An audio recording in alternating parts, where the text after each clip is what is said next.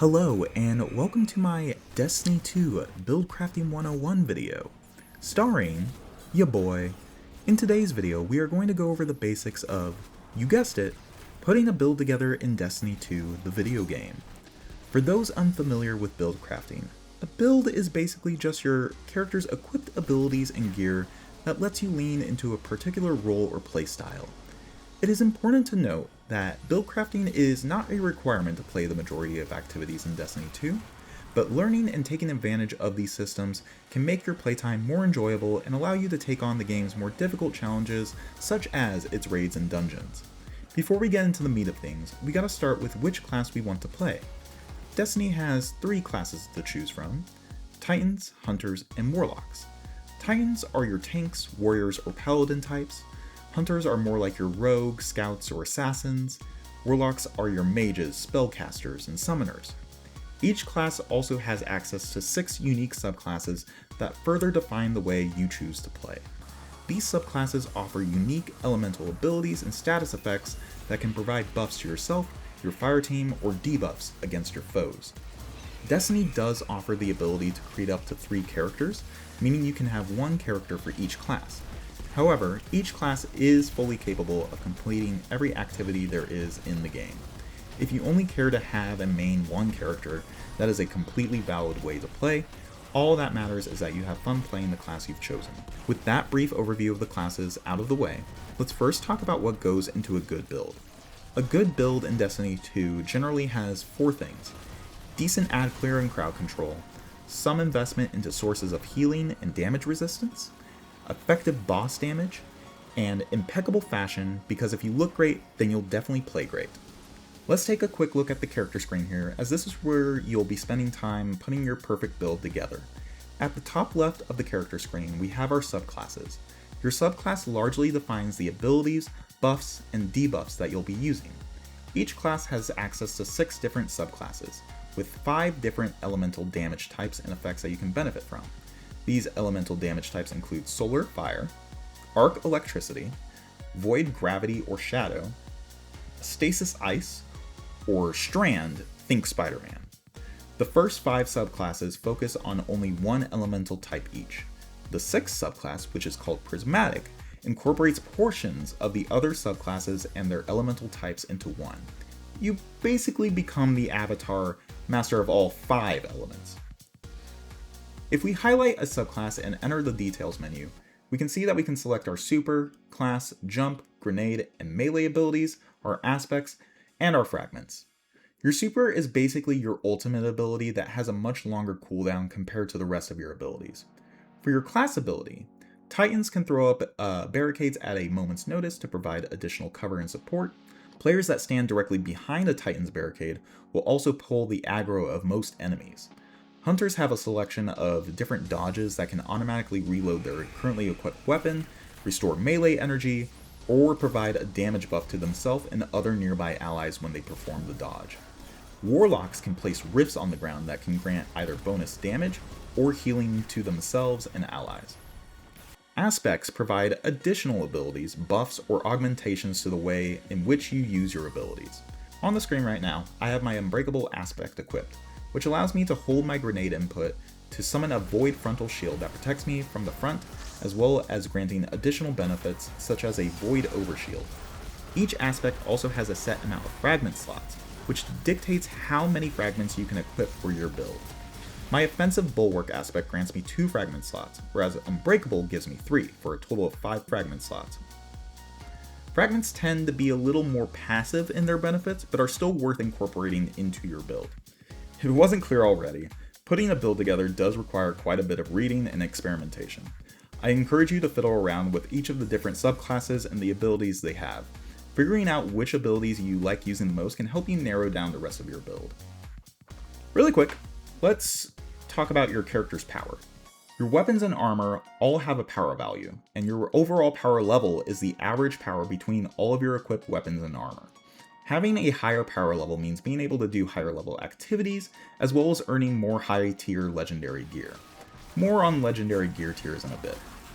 When you first start your Destiny journey, you will be at power level 10 and have all common white gear. Do not fret because the game will quickly try to accelerate you to power level 300, at which point you should be earning mostly legendary gear from there. A general rule of thumb is that you want to keep gear with purple or yellow backgrounds. These are your legendary and exotic rarity items respectively. The max power level you can achieve in Destiny 2 is 550. Exotic gear is a critical piece to build crafting that can often make or break your build, as they have perks that can provide a unique benefit or gameplay function. You can have one exotic weapon and one exotic armor piece equipped at a time.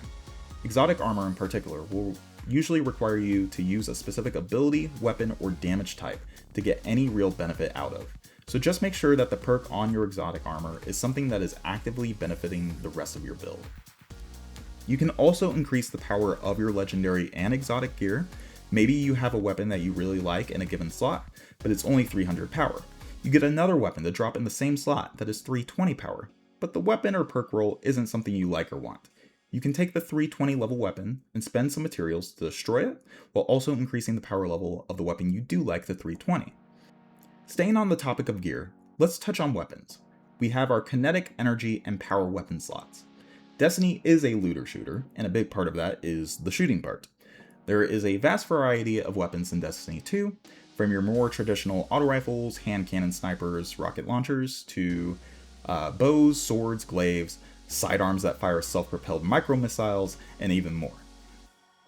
Weapons in Destiny 2 can belong to 3 different ammo types: primary ammo weapons, special ammo weapons, and heavy ammo weapons.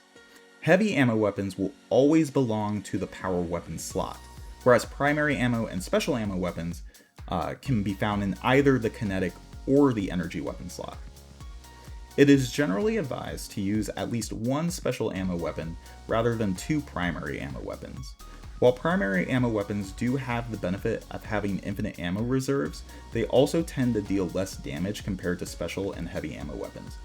You can also run 2 special ammo weapons if you would like, though you will probably need to invest quite a bit in ammo generation if you do. Otherwise, you may find yourself running out of ammo quite often. Whenever you get a legendary weapon to drop, you should inspect the weapon to see what perks it rolled with, to see if its perks can fit into or further benefit your build. The first 2 columns of perks will usually just affect your weapon's stats, like its effective range or reload speed, while columns 3 and 4 will have more powerful perk traits. Players tend to chase the covetous god roll of a weapon. For the most hardcore of players, this can mean having the most perfect version of a weapon with all of the desirable perks. For everyone else, you're probably only going to care about the perks in columns 3 and 4, since they're the most important thing anyhow.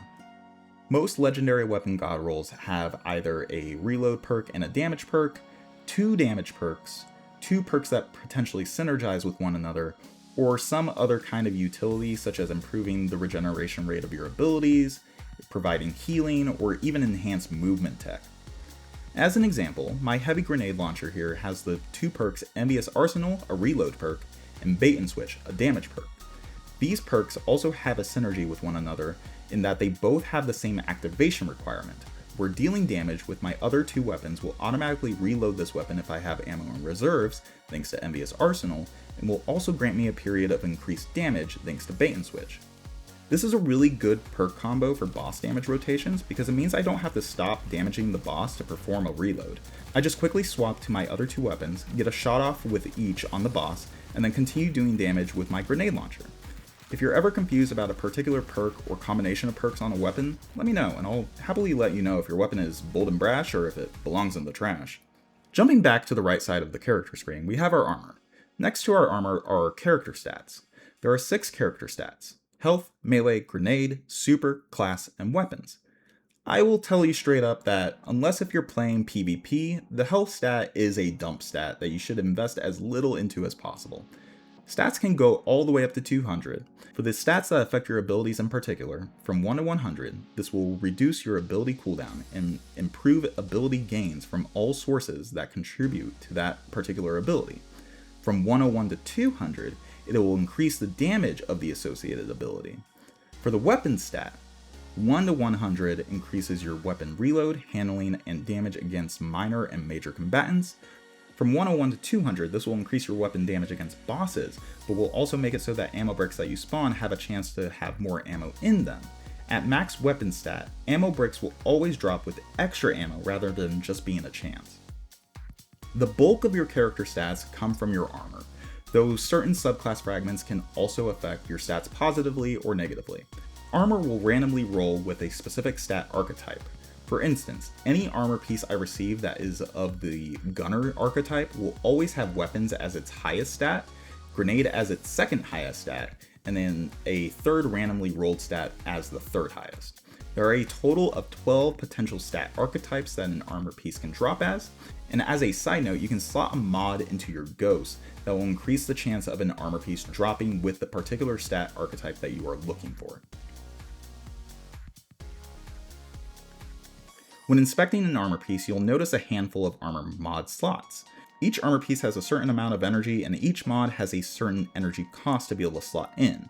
We unfortunately don't have time to go into detail with every armor slot and the mods available to it, but just to touch on some, there are some mods that can further boost your choice of a particular character stat, provide ability energy when performing certain actions, increase ammo generation for certain weapons, provide resistances to certain elements or attack types such as solar or sniper damage resistance, and so on. In addition to all of this, many legendary armor pieces come as sets with unique 2 and 4 piece armor set bonuses.